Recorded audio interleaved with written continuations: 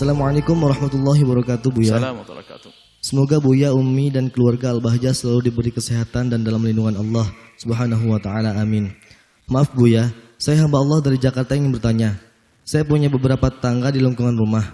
Tetangga saya ini kadang suka meminta bantuan ke rumah saya, dan saya pasti membantunya. Namun, sifat tetangga saya ini ternyata cuek dan egois. Karena etika bertemu di jalan, dia tidak mau bertegur sapa dengan saya. Saya berusaha senyum dan menyapa, tapi tetangga saya ini sengaja buang muka dan terkesan cuek. Seakan tidak kenal saya lagi dan hanya datang jika ada perlunya saja. Pelakuan tetangga saya ini bukan hanya ke saya saja, Buya. Ke orang lain pun juga begitu. Dan orang lain pun juga tahu sifat tetangga saya ini. Lalu, bagaimana saya harus bersikap jika tetangga saya ini suatu saat meminta bantuan lagi? Karena jujur, saya merasa kesal dan kecewa. Apakah saya tidak membuka pintu rumah atau tetap berusaha ikhlas membantunya? Karena di satu sisi saya takut kalau saya balas dengan cuek, takut saya telah bersikap suul adab terhadap Allah. Mohon bimbingannya, Buya. Terima kasih. Anda sudah dengan petunjuk dari Allah, yaitu ingin membantu saudara. Tapi lagi-lagi kita selalu ingatkan, tapi setan nggak senang kalau Anda membantu orang. Lalu setan ingin memutus. Setan tuh nyuruh Anda untuk mutus, jangan dibantu. Anda tetap karena Anda orang baik.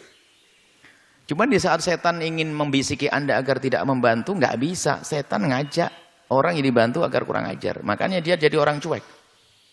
Nah, dari sini setan masuk ke hati Anda. Anda membantu dia, setelah itu melihat dia cuek. Kata setan, ente membantu lagi dia, cuek kayak begini. Berarti sebenarnya Anda selama ini diskusi dengan setan.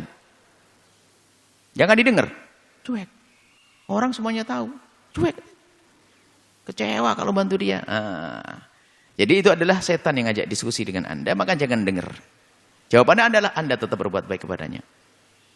Anda berbuat baik karena Allah.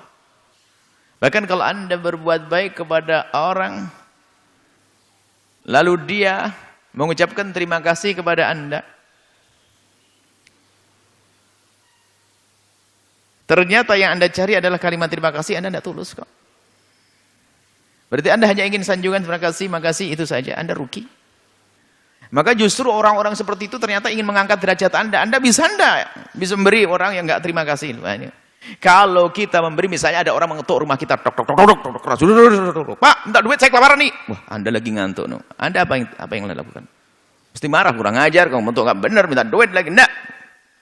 Padahal dia lapar betul, saking laparnya ngetuknya kekerasan.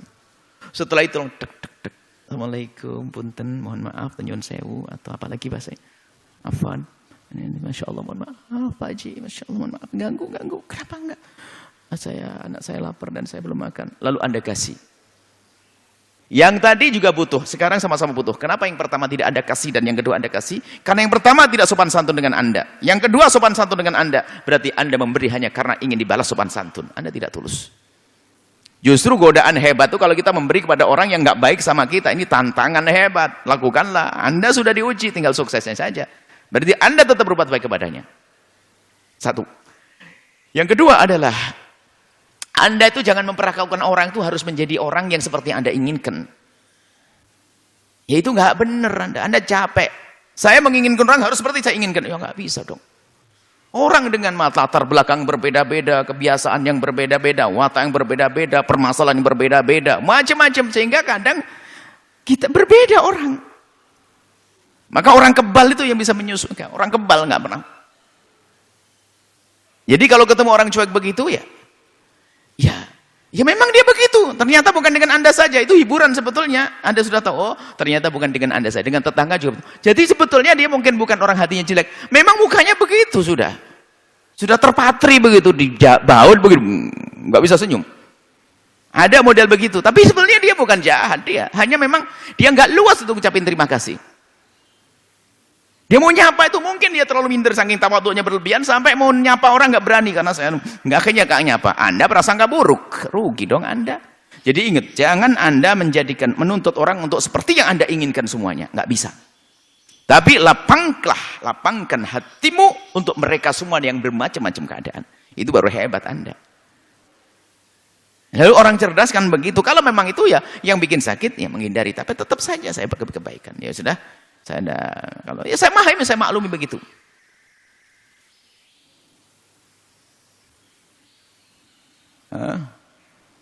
Anda maklumi saja. Anda punya ayam?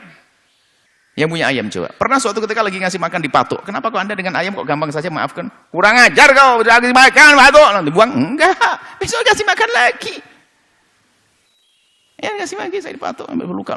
Saya kasih makan lagi besok. Padahal kurang ajar, sakit. Orang nggak bisa. Dengan orang umat Nabi Muhammad nggak bisa. Dengan ayam bisa. Perlu belajar kita hati itu. Memandang, jangan menuntut orang untuk menjadi seperti yang saya inginkan. Itu akan capek kita.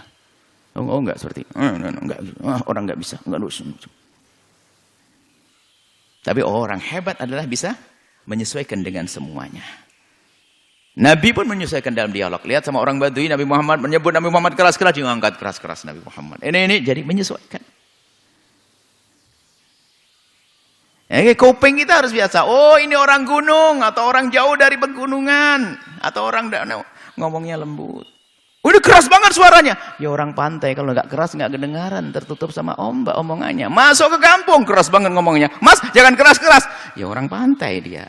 Mohon maaf bukan orang pantai direndahkan. Maksudnya sebab kenapa dia ngomongnya keras banget? Karena biasa dipaham.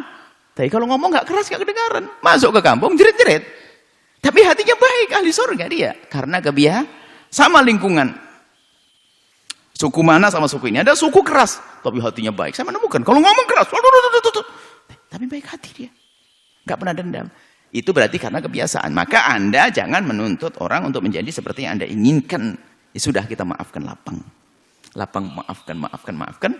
Sedekah Anda tetap jalan, hati Anda tetap lapang, nggak akan. Dan dia berbuat baik bukan karena mengharap balasan dari dia. Bahkan Anda sebetulnya telah diuji. Kalau Anda bisa berbuat baik dengan orang yang begitu, berarti sangat mudah Anda untuk berbuat baik dengan orang yang bisa baik kepada Anda. Bahkan yang disebutkan kebaikan yang sesungguhnya adalah bukan baik kepada orang yang berbuat baik saja. Kalau berbuat baik kepada orang berbuat baik itu mimbabi al jazaa'ul ihsan. Membalas kebaikan itu wajar. Tapi kebaikan yang paling hebat adalah apa? Berbuat baik kepada orang yang tidak baik kepada kita. Itu tingkat tinggi. Maka jadilah Anda orang yang punya pangkat tertinggi seperti ini. Wallahu a'lam bishawab.